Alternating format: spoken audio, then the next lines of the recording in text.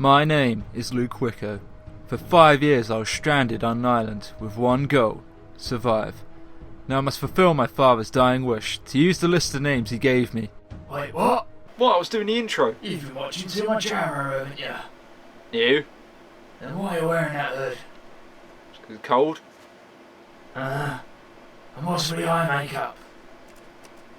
It's mousse, chocolate mousse. It's green. Aero mousse. Whatever. Anyway, after watching a hell of a lot of Arrow recently, which you should all do, it's a freaking brilliant show, it got me thinking about a game I haven't played in a very long time. The Sims Castaway.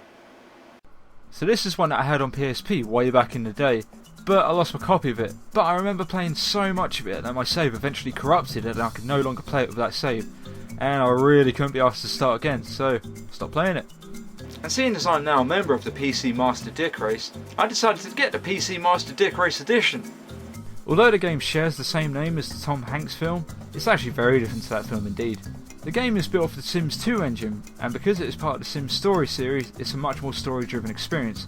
More so than the eat shit, sleep and woohoo the first woman that you see kind of Sims experience that I'm used to, so already it's very nice and welcome change of pace.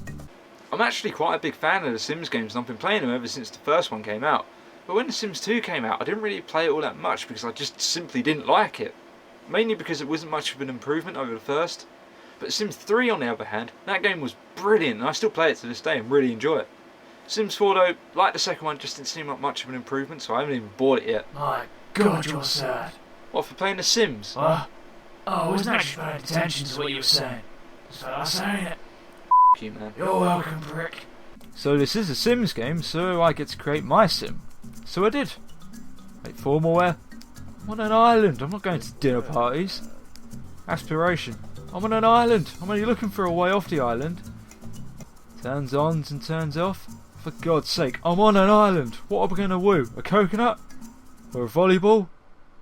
Anyway, after that you find your Sim, who is a preppy rich kid, stranded on this island. And he or she is tasked with finding resources and food. So instead of cash like you have in a normal Sims game, you now have resources and food. Food is, well, food. And resources you can get from gathering different things, and you can use that to get different things like toilets and so on. Luckily your trunk from the shipwreck finds itself ashore, and you can use it to read different books to improve different skills, like cooking and logic and so on. This is also a way for your Sim to write in his journal, which is a way to fill your social meter, seeing as there's no one else to talk to on the island.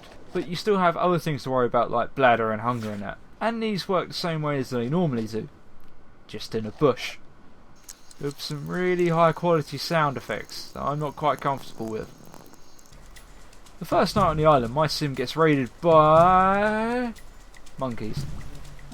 And all they do is leave a bunch of banana peels that your Sim has to clean up. I know, riveting, isn't it? Oh, this sucks.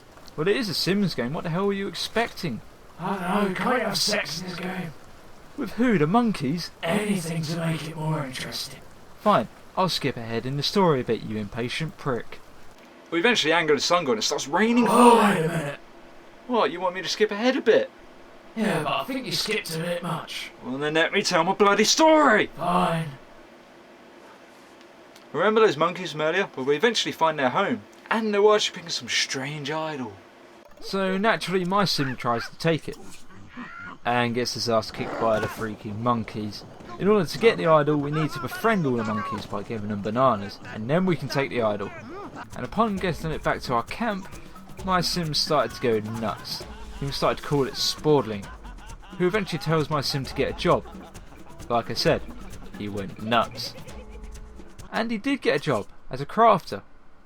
This basically means that he went away for a while and came back with resources and food. Hey look, it's that monkey that kicked my ass earlier. Well, I'm ready for you now. Oh, it came to live with us. Okay. All it actually does is eat shit and sleep. And that's it. Oh yeah, and watches me in my sleep. What do you want from me? What do you want? It already had a long ass name, but I couldn't be asked to learn it, so I called it Wilson. I know, I'm original. My Sim and Wilson eventually find a hut with a bed and even a water collector, so now I can install things that need plumbing, like toilets and sinks. Annoyingly though, you cannot extend onto the hut because build mode is locked out for some reason. I'm assuming it's unlocked in the normal Sims mode, but I didn't really play it because I wasn't interested in that. I was only really interested in the story mode.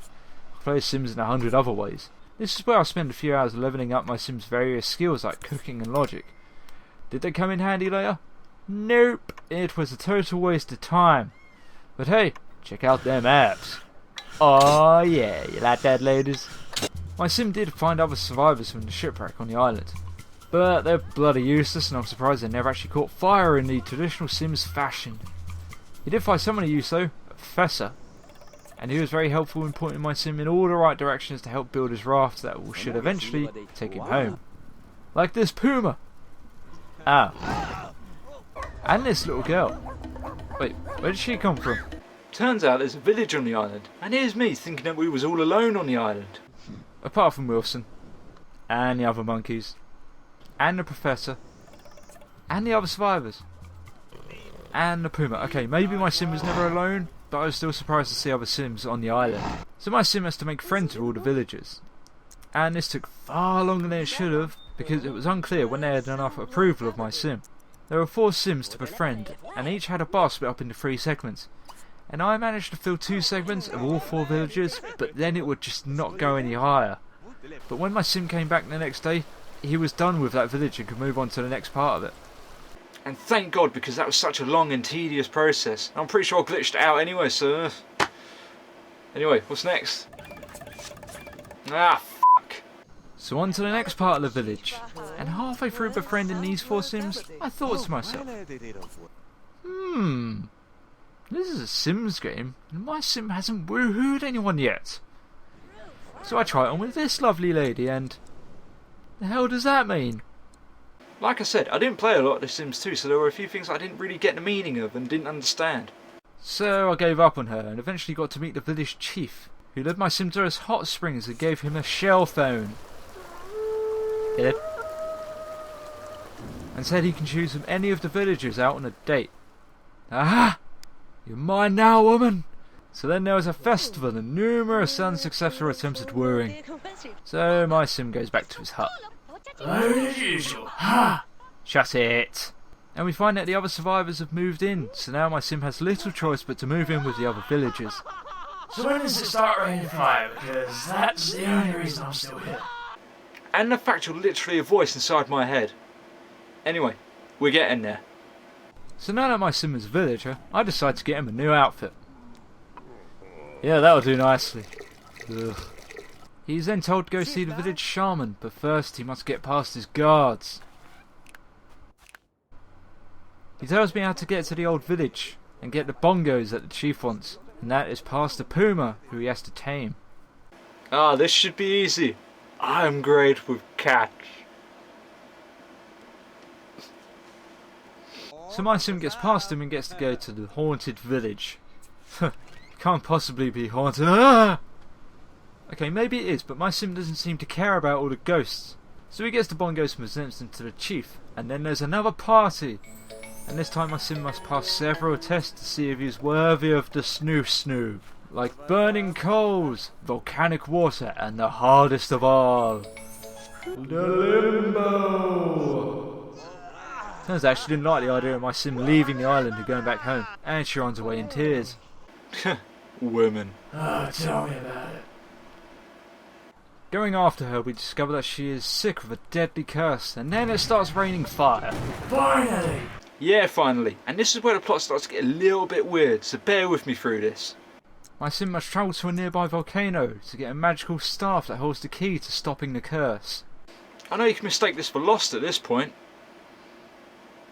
I never saw Lost, so I don't even know if that was funny. We get the staff and then find a dying man who tells us that the professor is not to be trusted. Well then, it looks like it's up to my Sim to save the day. Quickly! There's no time to waste!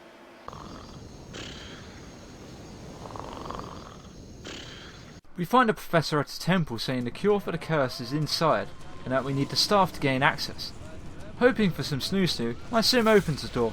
But before we can do anything, the professor runs in and drinks from a huge chalice and becomes young again. And then the shaman turns up and tells us that we have 2 choices. Either kill him or... Get him! Yeah, alright.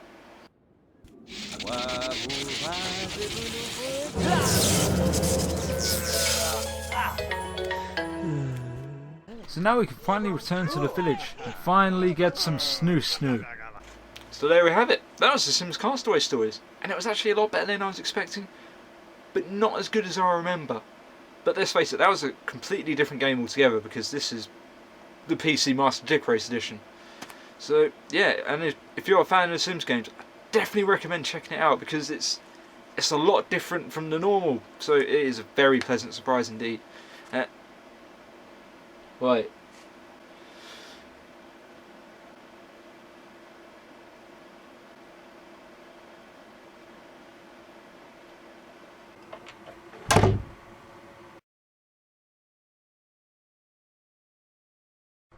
Hey there, thanks for watching. If you liked the video, why not give it a like? And why not click that little subscribe button while you're at it? It'd really mean a lot to me. Also, ever wonder where that really annoying voice keeps coming from? Well, watch this video to my right to find out where he came from. Go on, you know you wanna.